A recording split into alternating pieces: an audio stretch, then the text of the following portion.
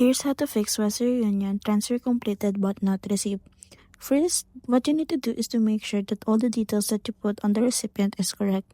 Because if you did not put the correct details for the pertinent recipient that you wanted to receive the money with, then they can't receive it.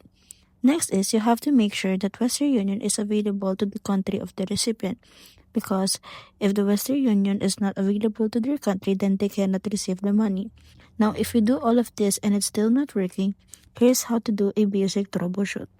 First, you can go to Google Safari or any browser that you have and search for Western Union Customer Service, and you will be redirected to their hotline or to their website where you can go ahead and have a live chat with that agent.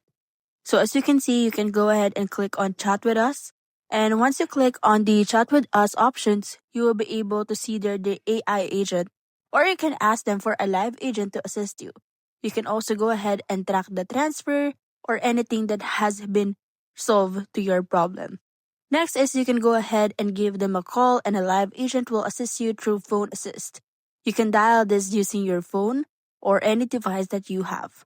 Next is you have to make sure that you have turned on your Wi-Fi connection to avoid experiencing this kind of problems.